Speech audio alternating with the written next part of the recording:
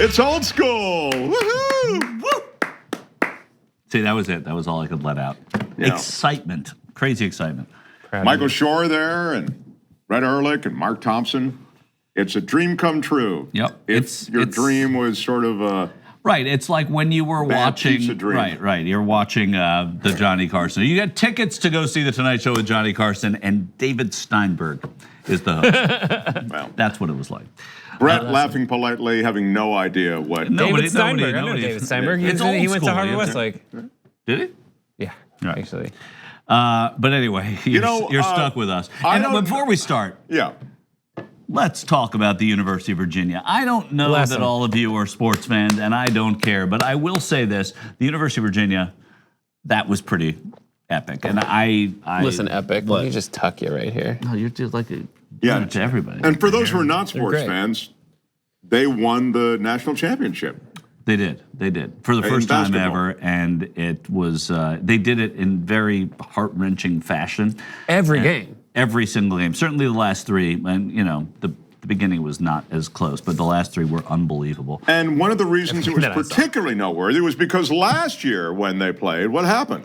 They lost in the first round. In the first round, they were the number one seed, and they lost to the number 16 seed. If you are bored and don't follow this thing, you're watching old school, be happy for me. It was just fantastic to be a UVA grad, seeing that happen. They never win anything. It was great. My mother's name is Virginia. Oh, really? My grandmother's name is Virginia.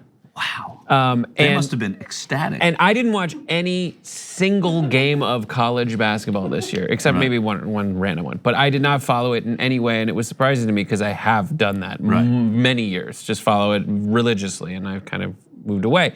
But as someone who didn't watch that much, to see that Virginia was, I think, in the Sweet 16 when I watched their first game.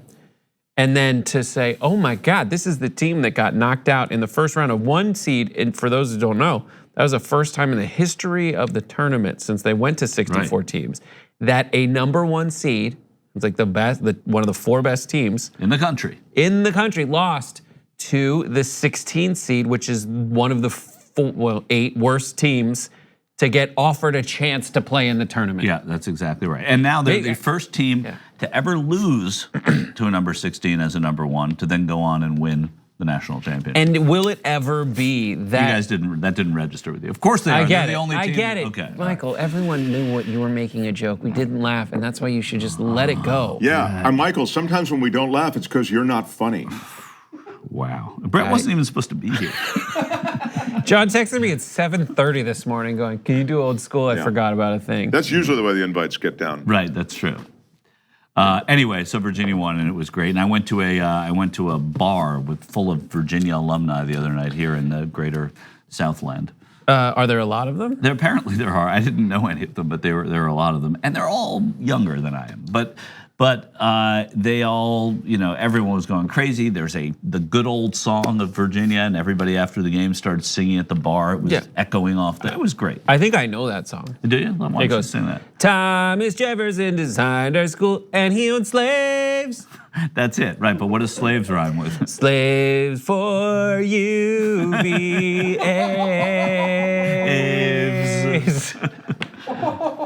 Oh, you knew it. Were you there? Yeah. I don't mean to take the shine off of your victory, Virginia, but Brett brings up kind of a good point by not bringing it up, and that is, when you were there, did you notice sort of outside of the community of collegians that you were cross-pollinating with there on the campus, where obviously it's an elevated environment intellectually and culturally, did you notice that kind of a redneckville on the outside, or not so much? Well, I mean, no, I didn't. I mean, it's the South. Virginia. The South. I mean, they're Virginia is the South. It's not the deep Alabama South, but it is the South, and but it's 2 hours outside of D.C. It's the South. There are farmers and there are mechanics. But by the same token, it's a great place to go to school, and I've been there. Yeah, gorgeous. Gorgeous. Oh, it's stunning. I'm sure it's stunningly beautiful. And Monticello is there. That was Thomas Jefferson was as that's where he did hold his as the good old song goes. He was that's where Sally Hemings lived. That's where Sally Hemings and the little Jefferson boy lived. Yeah, exactly. Right. But yeah, it was just it was great. But there was never. It was just different than New York City. Were you guys? Yeah, right. Exactly. Yeah. Were you competitors in basketball ever until this point? Like, I can't remember. Yes, we had Ralph Sampson at a time. We made the Final Four twice. Olden Polonies made it in 1984. Sampson the year before that. But we never won a Final Four game, and we never won anything like this. UCLA, the team I grew up watching, tried real hard to hire your coach. Yeah, everybody wants to hire our coach. Everybody wants to hire our coach. Our coach is great. Hopefully he'll become what? Hopefully he'll stay. Yeah, because it's we want him to be kind of like the institution. Sure. Yeah. So anyway, it was fun, and we're done talking about sports. I think. Did great. You? Mark probably gambled on the other team. I did. I bet the other team. I had. But I had it in what's called a tease. Did you not know that Brett's mother's name is Virginia and his grandmother? Thank you. Had I known that, I would have bet even more on the other team. Yeah. But they were both super nice ladies. I can't win in sports. I'm awful, and I just can't win. But that's a new thing. But I think I really finally learned my lesson. Oh, okay, good. Who do you have in the Masters this week? Yeah, right, exactly. Well, let me just explain it, because I wasn't going to wager on it. But I thought, well, you're going to watch it. I mean, don't you want a rooting interest? Don't you want to have action? What about my friend Michael went to UVA? That's literally what I went with, besides the family thing. Yeah. I mean, sentiment has no part of this, Michael. You know that better than anyone. I have to just go with my gut. Right, well, your gut also should have no part of it, because it's been a disaster. The game was supposed to be close. 5.5 was all I needed them to come within 5.5. You guys could have still won by 5. But you didn't. You had to get all those extra points on fouls and stuff at the end to screw me. Right. They were all thinking about it and talking about it. The talk of Charlottesville the very next day. Mark Thompson. Anyway, it's fine. It's just that I was gambling for a charity that now won't get the money. No, that's sad. Yeah. What's the charity called? Gamblers Anonymous. They need the money. They really need the money. I was gambling for a sick little boy at Cedar Sinai. He said, if you can make this one bet come through, I would love to see. I can pull through to Mark the end pointed of to the fence. Yeah. The called shot. And you know those St. Jude commercials where it's like they get kids to be like, I got a new leg thanks to you guys for the donations. Right. It would be amazing if they were like, if only Philadelphia could have gotten that last goal on the power play. I would have 2 legs. The medicine I need is more than my daddy can afford. Right. My daddy has bet the Eagles this weekend. My network, I-24, the only ad that they show is the kids with cleft. Oh, that's so heartbreaking. But no, it's heartbreaking. Can you fix it? The first Phoenix, 97 times you see it. It remains heartbreaking on the 98th time. Right. But it's all day, every day. It's like we give you bad news, and then we give you cleft. Yeah. But here's the good news about the cleft thing. Because I've actually gone to these cleft events.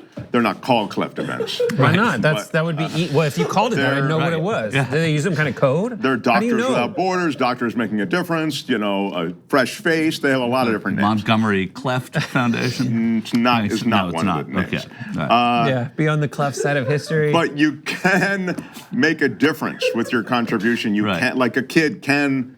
You can rescue that. You can. Yeah. I love that it exists as a charity, and the results are extraordinary and what they've done to change people's lives. I'm just saying, it's one of those ads. Right. Yeah. Right. Like Sally Struthers. Remember that? Now I've done Montgomery Clift, David Steinberg, and Sally Struthers. If you could make some more old references. I know. If you're interested in today, the education. President Carter. Gerald Ford dead today. But I know Sally Struthers from the commercials where it's like, if you're interested in the educational programs that Sally Struthers spoke about, call this number. You remember those? I just remember her walking with ill children. Well, no, Shen, that I think is a real good charity. It's Save the Children, is that it? Or, sure. Yeah. It's a great charity. If you watched it all day long, though, you would say, that they're spending too much of their charitable money on I-24. Right. Yeah. That's the thing, is like I give to St. Jude. That's why I say it. I give to St. Jude every year. But then I'm like, I don't give you enough to send me as much mail as you do. Right. I don't support exactly. Right. Hey, March of Dimes, don't send me a dime. Right. Like that's 10 extra cents. I get. I mean, thanks, by the way. Yeah, thanks. I'm going to use it to give to St. Jude. Right. You just write them a check.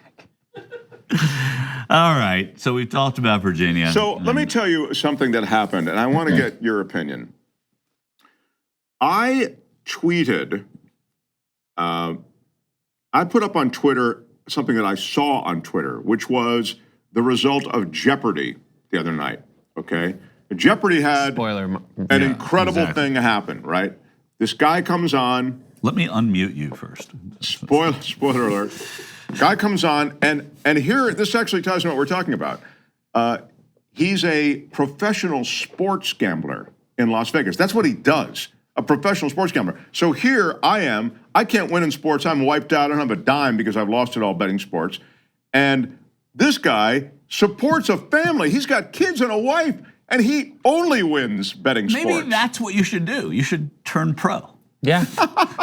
You should declare. Yeah, I mean, this is ridiculous. Stop being an amateur. What are the odds that you're going to turn pro in this? Can I bet against it? But here's someone who does this thing that not out of the shadows, but very much, advertised. He comes on, they introduce him as a professional sports gambler. And what does he, and so you figure, well, I mean, there are not a lot of sports questions. How's he going to do? He runs the table, man. It's unbelievable. So I see this on Twitter, and it gets me interested, and I retweet it right before the start of Jeopardy on the West Coast. And I was excited to, now I'm watching Jeopardy, and I'm excited because even though I know he's going to run the table, it's insane to watch him run the table. I mean, it's the coolest thing. There are a lot of people that DVR Jeopardy, and I do. Yeah, I do too. I have 7 episodes. I had to put a limit on it. I have to let him I have hundreds on my thing. And I did hear from people going, "Thanks, dude. Right before the West Coast feed starts, you retweet that," and I'm thinking, okay. Well, honestly, my first thing is I felt bad. I felt guilty, but then I thought. Well, what are you doing on Twitter, on social media, where things like that are gonna show up? I'm sorry, I messed up one episode of Jeopardy for you. But it was if you're mad, it can only last a day. The weirdest thing is that Mark bet against the guy, and he already knew. So here's the thing: you might wonder how does there's only one possible explanation for all these facts, right? Guy puts his family, supports his family on sports betting, and he ran the table on Jeopardy. He's from the future. Yeah. Oh, wow. He is Biff Tannen from BTTF2.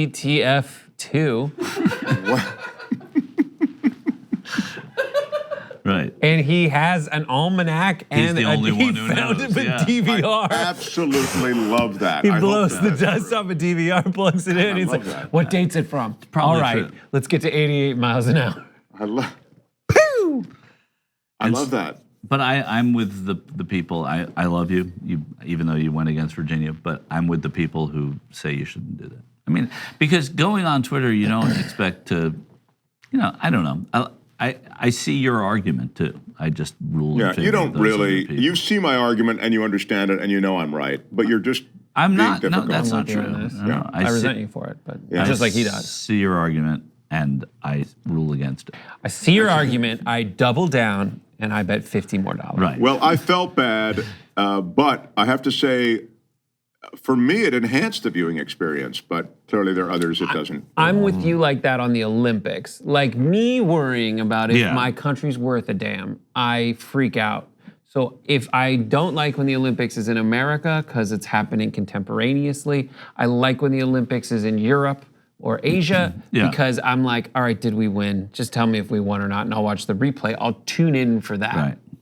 And see how we won, because that's a good question. For me. I don't know about that, though. I think it depends on the event. It's not like you're telling people the answers to Jeopardy. Right. Or, I mean, the questions. Well, in this case, the guy won a tremendous amount. What did he say? The questions to Jeopardy. What? It's not like I'm telling you the questions. Needed in the form of a question. What are the questions? Is right. Wait, is give them. Oh, no. is Monticello? Remember Monticello? Okay, let's go back to Michael Shore. Please select. Now we come full circle to What Virginia. is Monticello? 706. Mark it down. This is where Sally Hemings and the other Jefferson boy live. The Jefferson boy. It's a raceway. Do you guys want to hear some facts about the Boeing planes? I know some people, I don't know, are we still talking about the thing we were talking about? let's... No, that was an obvious segue. I was thinking about it. Go ahead. Still can't come up with this segue. Well, that's not gonna fly. Anyhow, speaking of things that won't fly, so I know some people who just did training on Boeing planes, and the things that they found out about like the 737, not even the 800s, that make them so stupid. Here's a fact about the Boeing plane. You know how like they have slides that open? Yeah. On an Airbus plane, if you go and you're inside and you forget to disarm the door, which means turn the slide off, and someone opens that slide from the outside, like the person at the gate being like, welcome. If they do that and you haven't disarmed it, the Airbus thing's like, whoa, we just won't blow the slide. Right. The Boeing plane is stupid. And if they don't disarm the thing and someone goes to open it, and this happens all the time, it blows the slide. Really? It blows the slide. This guy knows what I'm talking about. Here's another thing about the Boeing planes. So, there's the slides on the front and the back. Airbus planes have slides on the wings. So that if you have to make an emergency landing and you need to get out of the plane quickly. You walk across the wing? You get on the wing and then you ride a slide down on the Airbus planes. Oh. The Boeing planes do not have slides. Well, so you have to have jump. Slides that just, what do you mean? You just told us No, not slides, the wings. On the wings. Oh, on the wings. front exit they do, on the back exit they do. On the wings, they don't have exits. They don't have slides on those exits. So you need to go out the wing exits and then jump down onto the ground. And if they do it right, that's 8 feet. Wow, that's a big distance. The way that they ensure that it's 8 feet is the pilot, who might be incapacitated at this point, has to remember to put the flaps down. So that the flaps, they go like this, and then when they put the flaps down, it curves this way. So when you walk out on the plane, you slide down the flaps to get down, which at that point is 8 feet. If it's not 8 feet, it's like 11 feet. Yeah. And there's that. And here's the final fact. Wait a minute. The answer is I'd exit off of the front or the back, not do the wing thing. Well, the option. Yeah. That's a good option unless you land in water. Oh. Here's a fact about Boeing planes. 737 is butt heavy. Mm-hmm. So when they pull it into the airport, sometimes they have to put essentially a stick on its butt to prop the plane up so that it doesn't tilt back and just kind of tilt. Right. When it lands in water, you can't evacuate through the rear doors. So the moral of the story is fly first class. Because the rear submerged. Sinks. Yeah. That's the design they landed on. Is the rear part, and so these flight attendants I was talking to are just like, yeah, if you're a flight attendant in the back, you're just gonna die. Wait a minute, but I remember from the Miracle on the Hudson, what was his name? Sully. Sully, thank you. I forget what it was short for. That the Sully Sullenberger. Sully Sullenberger. I know. And then It's obviously Sullenberger. And All right, then tone it down. And wasn't there an inflatable thing around the aircraft that kept it, Airbus.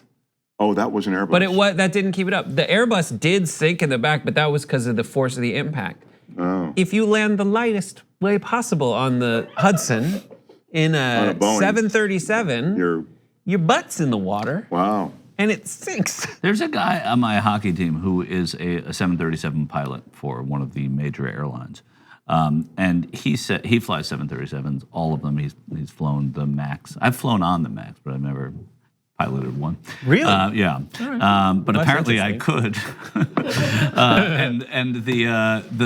And he was saying that he thinks it's the safest plane in the sky, the 737. But of course he's biased because he flies it. That's the one he flies all the time. Well, he flies the Max? Not the Max. He's flown the Max, but of course nobody flies it now. But he liked the plane. He said it's a simple, he said it would be a simple thing. This was early on. And I don't know if now that there have been more revelations about it that he's less quieted about it. But he did say that it's the easiest fix, and he loves the 737. It's just he just thinks it's a great safe plane. They have a great track record. Yeah. The 737, the one that Southwest flies, has only had one fatality, and that was the window through the window. It had nothing to do with the airworthy, But what they did with these, I thought avionics was better than it was airworthy. way better. Yeah. Yours was a word, is the difference. But you said with the airworthy. Worthiness. You A boat is seaworthy. Right, well, I think Skyworthy? Skyworthy. The boat is skyworthy. Let's go sailing.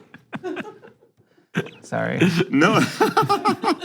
No, just and I didn't mean to get into an actual substantive conversation either, but because everybody knows that the problem was that they didn't, they totally screwed over the right.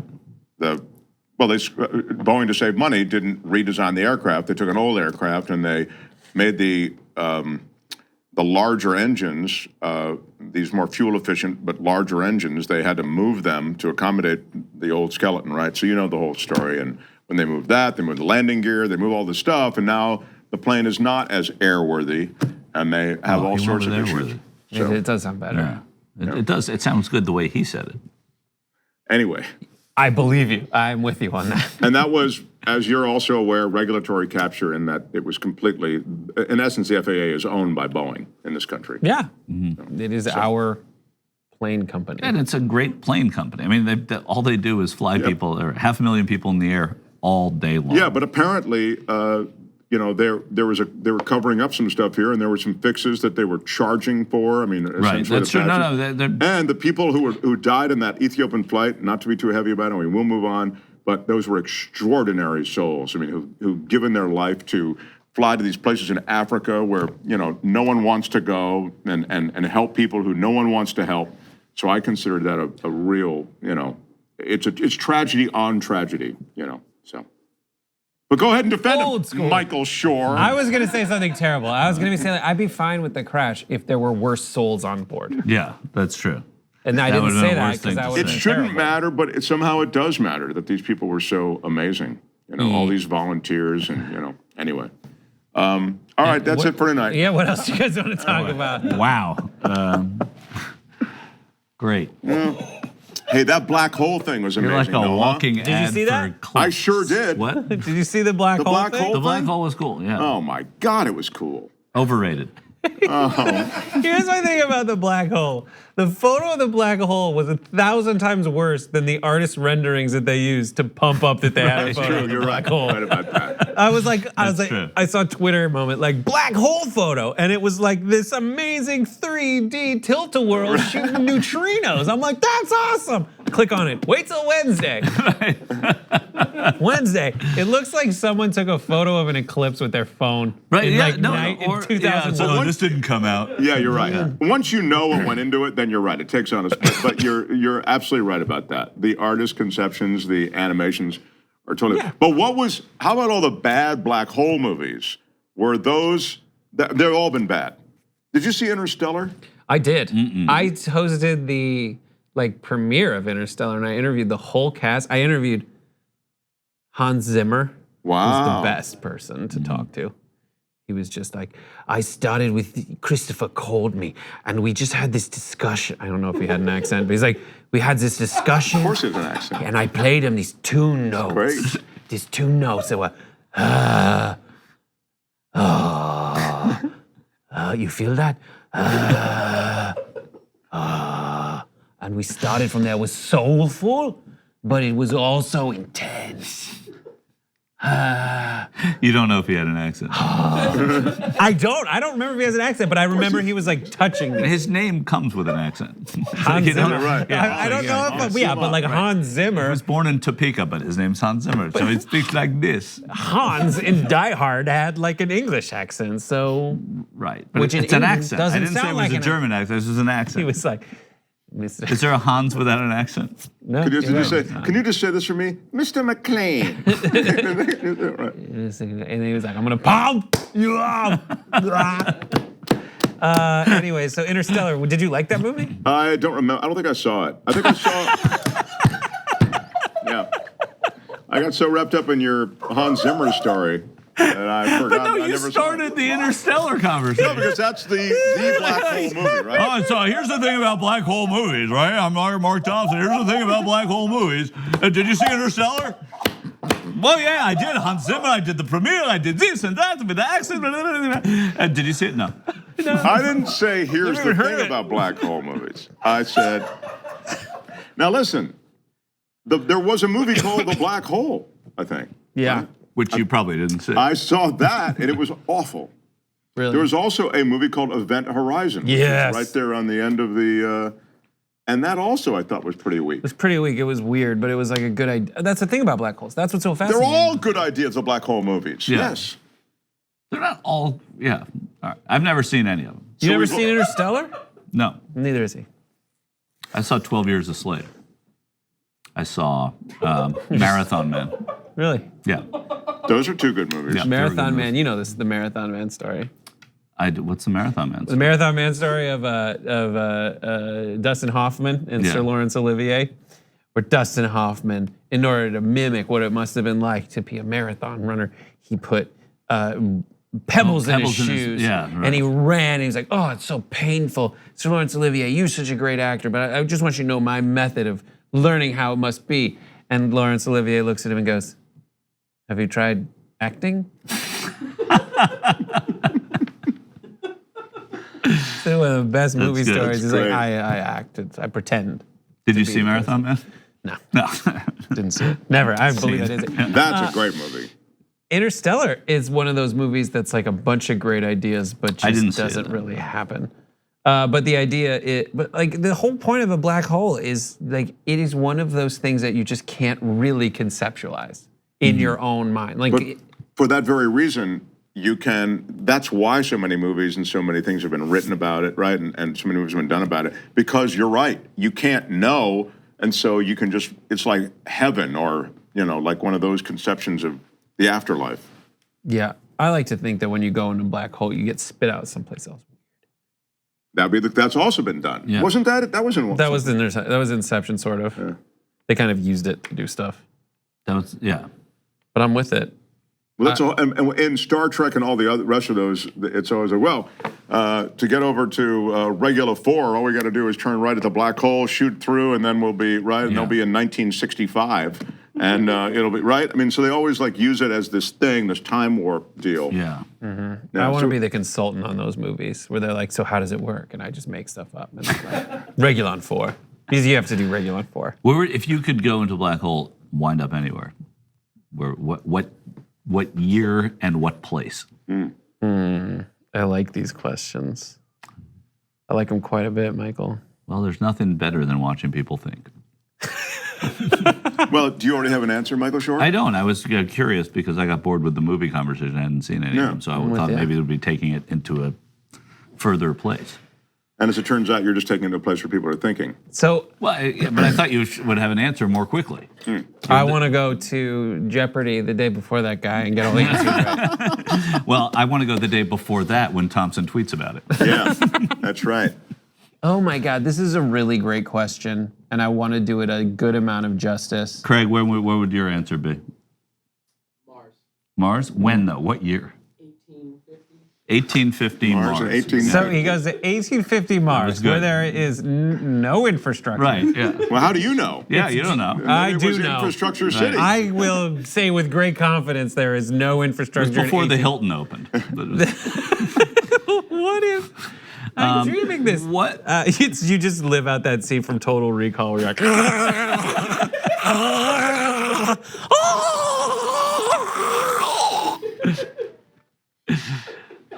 got dizzy. To get you as the Mars. So we got no answers from you guys. I want to say the top of Mount Everest, but that's not the answer to that question. No, it isn't. Well, I did say where, so you can say, like, what year? So the top of Mount Everest? Top of Mount Everest, really? No, it's a terrible idea. It's like saying Mars, like only morons. Yeah. I want to go to the year 2500. Oh, you want to go forward? I want to go forward to a time when we can quickly and easily travel to other planets. Wow. That's interesting. Even if there's a risk, I love that the idea is like, this started with going to a black hole, so obviously we can do that. But that aside. No, there are no real rules. But yeah, I want to go to some place where we can go to other planets. All right. Because that would be cool. And I would just want to go to see other worlds. That's the big thing, is I want to see versions of Earth that we have identified as places we could move to, but they're just like Pandora, where it's like, oh my God, that's weird. Oh, YouTube is ending? We have to say goodbye to our ending. YouTube viewers. All right, we have to go back into a time when before YouTube. We love YouTube. We love you viewers on YouTube. I do. I can't speak for these other two losers. Go watch Jake Paul do something embarrassing. Get the hell out of here. Yeah. Charlie bit my finger.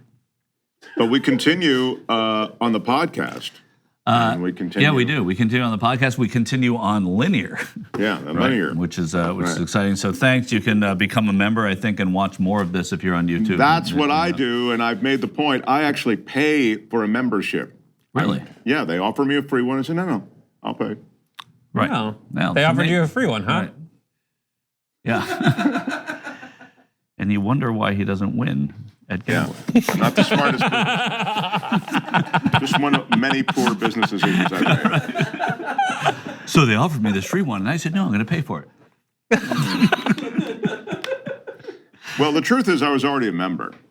And I thought, I don't want to cancel the membership now. They give me a free one. So that's really what. Oh, that's nice. All right. Well, anyway, you could watch the rest of it then. Yeah, and you know what? I'm going to give my membership login now, and you guys can watch. Say. And what's membership?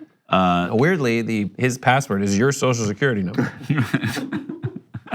The TYT Plus app is now available on iOS and Android. Download to get more TYT content at tyt.com/app.